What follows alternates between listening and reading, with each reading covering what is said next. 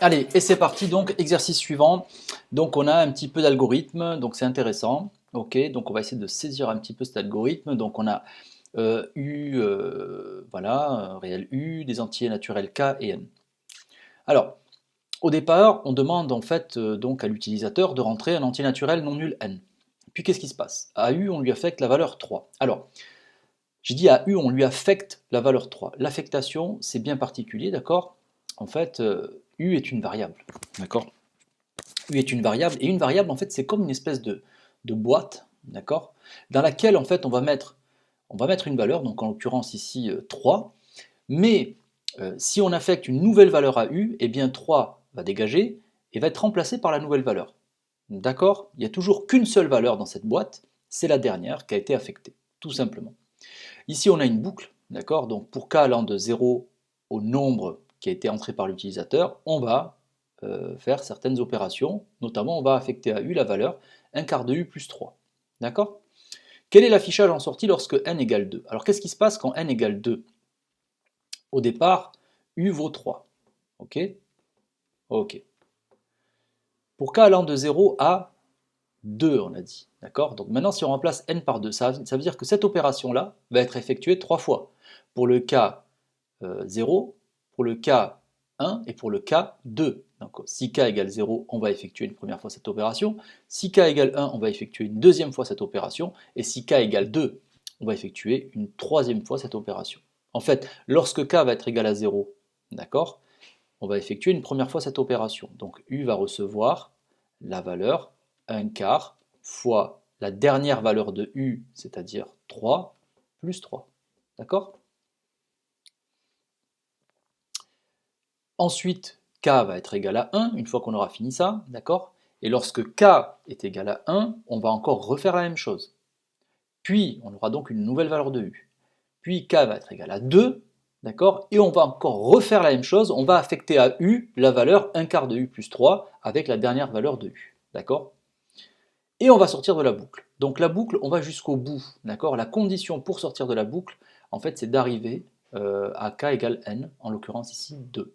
Une fois qu'on sort de la boucle, l'algorithme, d'accord, on lui demande d'afficher, d'accord, l'instruction c'est d'afficher U, ok, donc c'est-à-dire la dernière valeur de U, d'accord?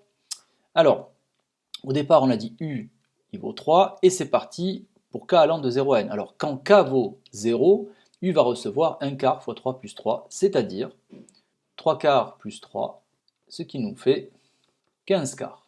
Ensuite, on passe à k égale 1. Quand k est égal à 1, d'accord, U va recevoir une fois de plus 1 quart fois U plus 3. Mais on prend 1 quart multiplié par la dernière valeur de U. La dernière valeur de U, c'est 15 quarts. Et tout ça plus 3.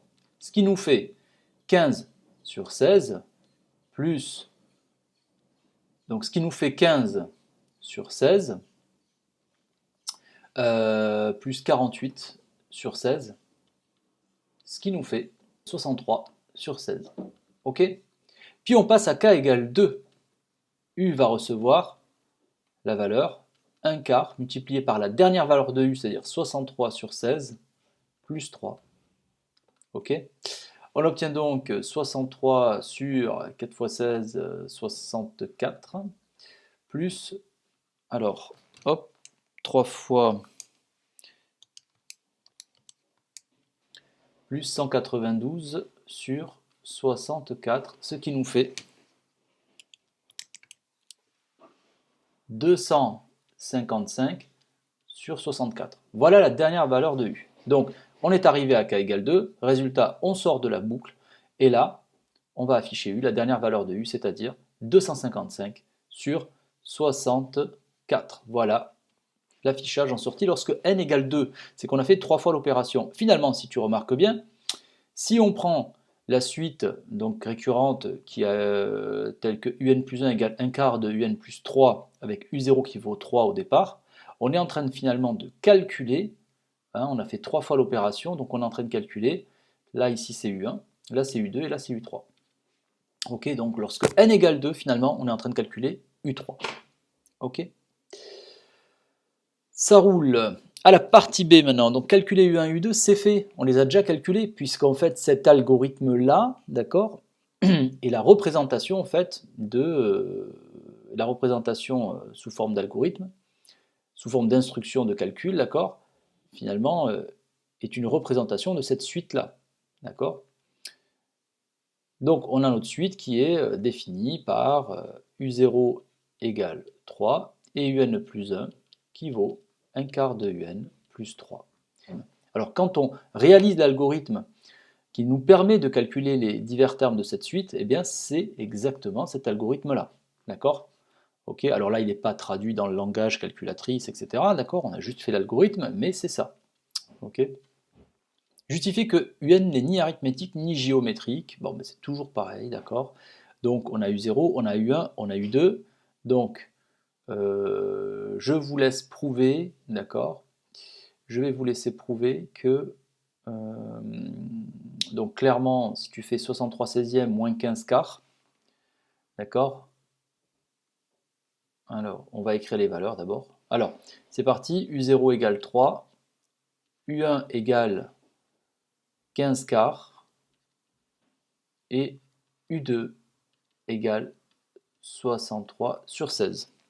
Donc, je te laisse montrer tranquillement que U2 moins U1 est bien différent de U1 moins U0, ok? Et je te laisse montrer aussi donc que U2 sur U1 est différent de U1 sur U0 pour montrer que ta suite, donc, elle n'est pas géométrique ici, elle n'est pas arithmétique. Ok?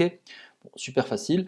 Soit UN, soit Vn défini, quel que soit l'antinaturel n par Vn égale Un moins 4. Alors pourquoi on fait ça? Comme d'habitude, en fait, en passant par une nouvelle suite, on va pouvoir donner des résultats sur la première. D'accord? Cette suite, en fait, on va montrer qu'elle est géométrique, on va pouvoir l'exprimer en fonction de n, et du coup, comme on va pouvoir exprimer un en fonction de Vn, qu'on aura exprimé en fonction de n, on va pouvoir exprimer un en fonction de n, tout simplement. Ce que je te demande, c'est de bien retenir d'accord, le principe, en fait, pour que tu ne sois pas perdu lors des contrôles.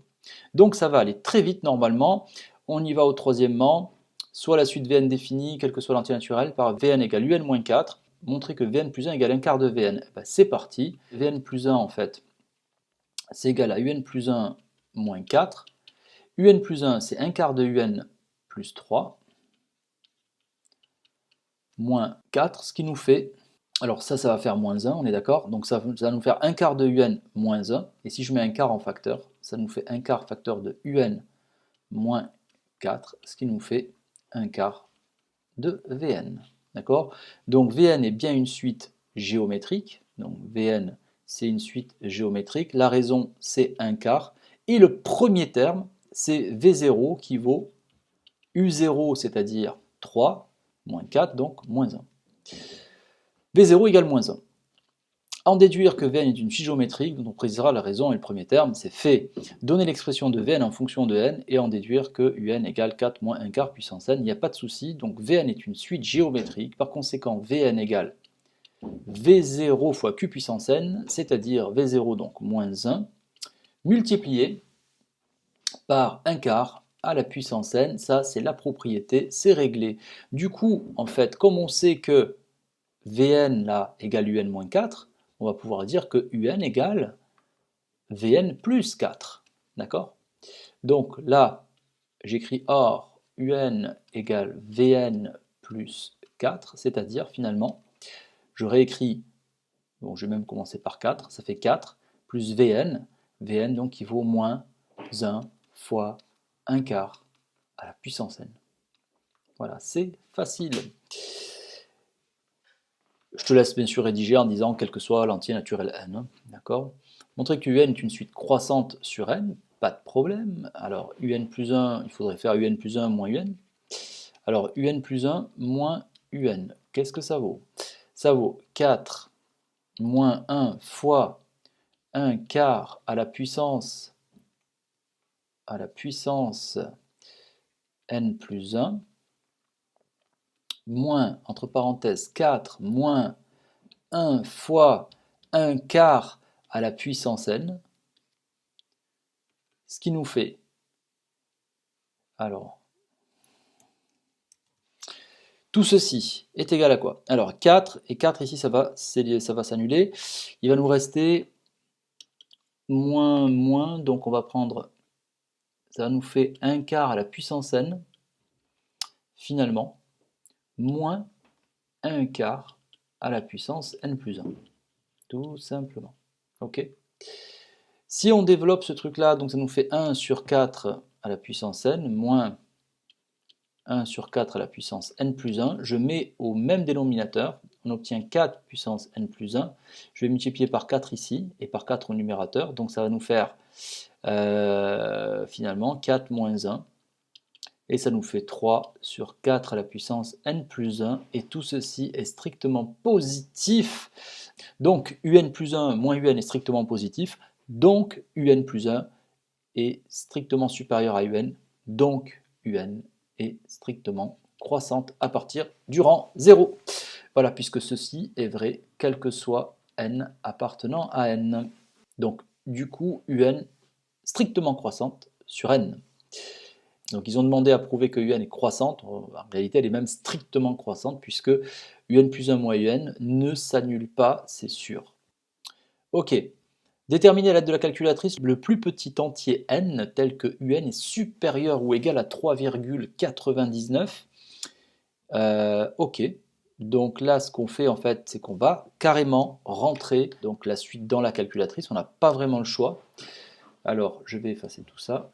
Alors bien sûr ici on ne vous demande pas de rentrer l'algorithme, hein, d'accord, donc là je l'ai effacé. Tu as le choix, soit en fait tu vas rentrer la suite explicite, donc même sous forme de fonction, c'est-à-dire que tu vas rentrer la fonction f qui a x associe 4 moins 1 quart à la puissance x, d'accord, comme tu veux, soit tu rentres carrément la suite en mode suite, d'accord, c'est tout. Voilà, et après on va regarder à partir de quand on dépasse les 3,99.